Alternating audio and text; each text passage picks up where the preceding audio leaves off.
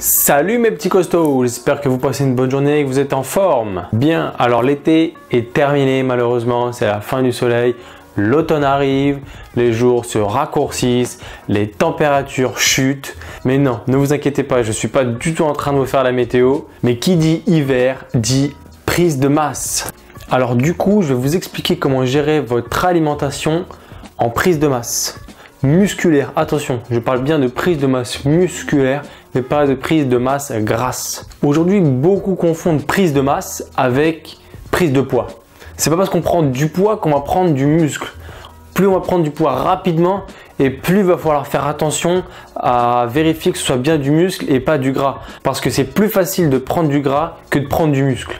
Alors comme expérience personnelle, je vais vous expliquer, c'est tout bête. Qui dit prise de masse dit gainer en général comme complément alimentaire. Moi les gainers, j'aime pas ça. Je vous le dis honnêtement, j'en ai essayé un. Il s'appelle 100% Premium Mass Gainer. Déjà le machin, le titre, ok. Et la composition est un peu pas terrible. Non mais alors là, ce gainer là, c'est la pire erreur de toute ma vie. J'ai jamais fait une erreur pareille. Franchement, ne prenez pas de gainer que vous achetez tout fait. Si vous voulez vous faire un gainer, vous pouvez le faire vous-même avec de l'avoine et des protéines, ce sera amplement suffisant. Mais en même temps que j'ai fait cette erreur, je savais pas, je connaissais pas parce que personne m'avait vraiment expliqué, m'avait encore appris à ce moment-là comment faire une vraie prise de masse sèche du coup, mais vraiment faire une prise de masse, là c'est que pour faire de la prise de masse grasse quoi. Un gainer, mais c'est la pire chose que j'ai pu faire subir à mon corps. Alors on va être tenté de prendre ce genre de gainer quand on n'arrive pas à grossir, je peux comprendre, mais n'oubliez pas que plus vous allez grossir vite et plus ça va être du gras. Donc prenez votre temps et vous prendrez que du muscle et ce sera du muscle de qualité. Et là c'est un muscle qui durera longtemps et cette masse musculaire vous n'allez pas la perdre facilement. Bon, qu'est-ce qu'il y a dans ce shaker? Déjà la cuillère c'est 330 g de poudre. Autant vous dire que votre shaker va falloir qu'il fasse au moins 2 litres. Donc la composition c'est 1300 calories. Dans ces 1300 calories, 50 g de protéines et 260 g de glucides. Vous imaginez un peu la dose? 260 g de glucides. Même dans un repas, pour les atteindre, faut charger. Franchement, faut charger. Parce qu'en pâte, même si on bout du riz par exemple, si on prend du riz, 260 g de glucides. Dans 100 g de riz, il y a 70 g de glucides. 300, presque 400 g de riz pesé cru. Donc cuit, ça vous fait 800 g de riz pour atteindre cette dose de glucides.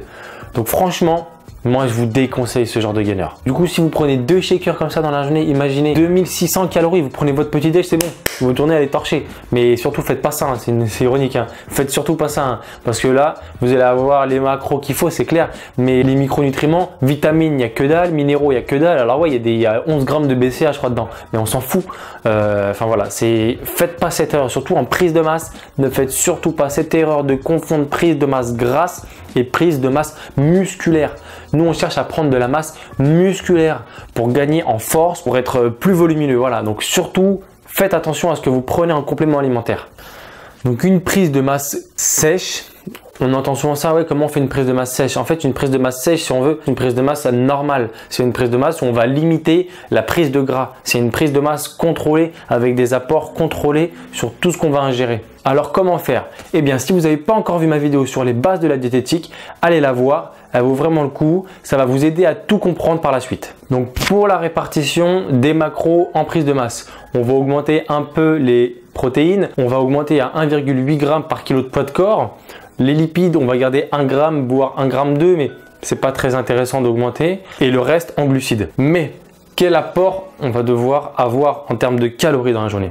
Donc on a vu dans l'autre vidéo que il fallait prendre le métabolisme de base. Donc on calcule son métabolisme de base. Il y a le calcul dans la vidéo sur les bases de la diététique. Ça, on le multiplie par le coefficient d'activité en fonction de notre activité journalière évidemment. Si on a un travail physique, si on fait des grosses séances. Et ensuite, on va ajouter 300 kilocalories pour tomber sur les calories qu'il nous faut dans la journée pour être en prise de masse. Voilà, on va juste augmenter de 300 calories. Ça suffit parce que le métabolisme de base multiplié au coefficient d'activité, c'est juste pour garder son poids. Et si on ajoute 300 calories, eh bien on va être en prise de masse parce qu'en fait on va être en surplus calorique. Donc c'est là que le corps va utiliser le reste pour construire du muscle. Ça ne sert à rien de manger 600 calories en plus par jour. C'est à ce moment-là vous allez commencer à vraiment prendre du gras. Donc juste ajouter 300 calories, c'est pas énorme, mais je vous assure que c'est les calories optimales. Selon les études, c'est les calories optimales à mettre en plus dans son apport journalier pour pouvoir prendre de la masse musculaire, fabriquer du muscle. Maintenant, une fois qu'on a bien réparti les macros, il va falloir manger des légumes. Je tiens à le préciser parce qu'on ne mange pas assez de légumes, c'est rempli de minéraux, c'est rempli de vitamines. Et pour construire du muscle, on a besoin de ces minéraux, on a besoin de ces vitamines. Et ça, on les trouve soit en complément alimentaire, mais il va falloir faire attention aux compléments alimentaires. Il va falloir bien les choisir. Soit vous avez un bon fournisseur de compléments alimentaires, soit vous mangez des légumes bio, des fruits bio de saison. Voilà. Donc vous faites des soupes, ça va être l'hiver. Voilà. Ce genre de choses, faites attention à pas trop cuire les légumes, sinon voilà, les vitamines disparaissent, pareil pour les minéraux, donc vous pouvez les cuire mais à basse température et assez rapidement, il ne faut pas les cuire trop longtemps. Donc pour les compléments alimentaires, voilà, vous pouvez vous supplémenter en protéines, en glucides, les vitamines pareil. De toute façon, je vous mets un lien dans la description d'un magasin de compléments alimentaires que je connais, pas personnellement mais auquel je fais confiance, c'est Fit Life Nutrition. Ils sont sur Lyon, c'est un mec qui fait super attention à la qualité de ses produits, donc voilà, je vous conseille si vous voulez acheter des compléments alimentaires d'aller sur ce site internet là. Maintenant, le nombre de repas par jour. Évidemment, là, ça va être vous dans la vidéo sur les bases de la diététique, j'en parle. Ça, c'est vraiment vous. Si vous préférez faire que 3 gros repas, mais c'est plus fatigant parce que c'est plus long à la digestion et que même à manger, c'est plus long. Ou alors, vous faites 3 repas et 2 bonnes collations. Voilà. Donc, ça vous fait 2 à 3 collations même si vous voulez. Donc, vous avez votre petit-déj, collation, déjeuner, collation. Vous pouvez faire une collation, je pense que l'entraînement ça dépend s'il est le matin ou l'après-midi. Mais s'il est le matin ou l'après-midi, du coup faire 2 collations le matin ou 2 collations l'après-midi et à dîner le soir. Et voilà, là vous allez bien pouvoir répartir vos macros sur ces 6 repas. Pour le corps, c'est même plus facile de les absorber et de les assimiler. C'est moins fatigant pour l'organisme, pour les intestins et pour l'estomac. Voilà. Donc ça, c'est quelque chose qui est intéressant à faire quand on mange beaucoup la journée. Petit aparté sur les compléments alimentaires, donc il n'y a pas de protéine qui fait sécher, ça n'existe pas. De toute façon, ça n'a pas de sens de dire qu'une protéine fait sécher, c'est pas vrai. La seule différence qu'il y a entre 2 protéines, ça va être le temps d'absorption rapide ou un peu moins rapide. Mais même là encore, il n'y a pas beaucoup de différence. Donc, prendre de l'hydrolysa ou prendre de l'isolette ou prendre juste de la whey ou même de la caséine, ça fait pas sécher de prendre de l'hydrolysa, de l'isolate plutôt que de la caséine ou de la whey.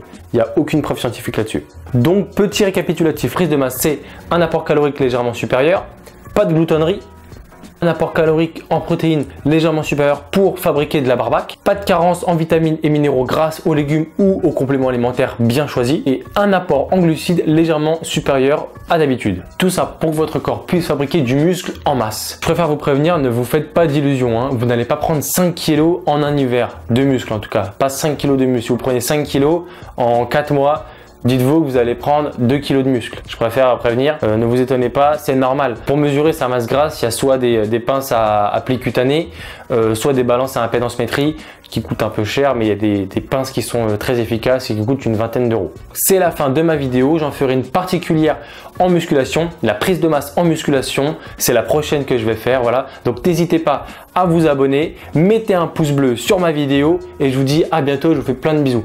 Allez, à la prochaine.